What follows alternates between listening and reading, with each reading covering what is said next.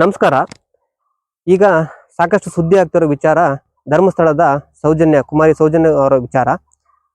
ಆ ವಿಚಾರ ಸಮೀರ್ ಅವರು ಒಂದು ವಿಡಿಯೋ ಮಾಡಿದ್ರು, 39 ನಿಮಿಷದ ಒಂದು ವಿಡಿಯೋ ಮಾಡಿದ್ರು. ಅದ್ಭುತ ಟೆಕ್ನಾಲಜಿ ಮತ್ತೆ ಒಂದು ಸಿನಿಮಾ ರೀತಿಯಲ್ಲೇ ಒಂದು ವಿಡಿಯೋ ಮಾಡಿದ್ರು, ಒಂದು ಕಥೆನ ನೀಟಾಗಿ ಹೇಳಿದ್ದಾರೆ. ಅದಕ್ಕೆ ಇಲ್ಲಿ ಸಾಕಷ್ಟು ಜನ ಪರ ವಿರೋಧ ಎಲ್ಲವೂ ಕೂಡ ಹೊರಗೆ ಬರ್ತಾ ಇದ್ದಾವೆ. ಆದ್ರೆ ಒಂದು ವ್ಯಕ್ತಿಯ ಪರವಾಗಿ ಸಾಕಷ್ಟು ತೇಜೋವರೆ ಆಗ್ತಾ ಇದೆ. ಆದ್ರೆ ಯಾವುದೇ ಸಾಕ್ಷ್ಯಾಧಾರಗಳು ಇಲ್ದೇನೆ ಒಂದು ವ್ಯಕ್ತಿಯನ್ನ ಇಷ್ಟೊಂದು ತೇಜೋವರೆ ಮಾಡೋದು ತುಂಬಾ ತಪ್ಪು ಅಂತ ಅನ್ಸತ್ತೆ. ಇಲ್ಲಿ ತಪ್ಪು ಆಗಿರೋದು ಅಧಿಕಾರಿಗಳಿಂದ. ಆ ಅಧಿಕಾರಿಗಳಿಗೆ ಯಾರು ಆವೇಶ ಒಡ್ಡಿದ್ದಾರೆ, ಯಾರು ಒತ್ತಡಗಳು ತಂದಿದ್ದಾರೆ, ಅದನ್ನ ನಾವು ಹುಡುಕ್ಲಿಕ್ಕೆ ತುಂಬಾ ಒಂದು ಸಪೋರ್ಟಿವ್ ಆಗಿರ್ಬೇಕು.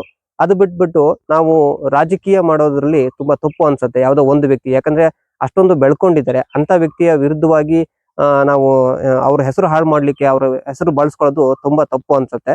ಇಲ್ಲಿ ನ್ಯಾಯದ ಪರವಾಗಿ ಹೋರಾಡೋಣ. ನ್ಯಾಯದ ಪರವಾಗಿ ಹೋರಾಡಬೇಕು ಅಂತ ಹೇಳಿದ್ರೆ ಇಲ್ಲಿ ಅಧಿಕಾರಿಗಳ ವಿರುದ್ಧ ನಾವು ಒಂದಿಷ್ಟು ಹೋರಾಟ ಮಾಡ್ಬೇಕಾಗತ್ತೆ.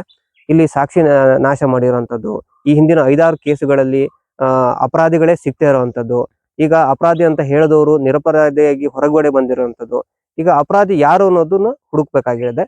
ನಿಜವಾಗ್ಲೂ ಇದಕ್ಕೆ ಎಲ್ಲರೂ ಕೂಡ ಸಪೋರ್ಟ್ ಆಗಿರ್ಬೇಕು. ಅದು ನನ್ನ ಕೋರಿಕೆ ಅಂತ. ನಮಸ್ಕಾರ.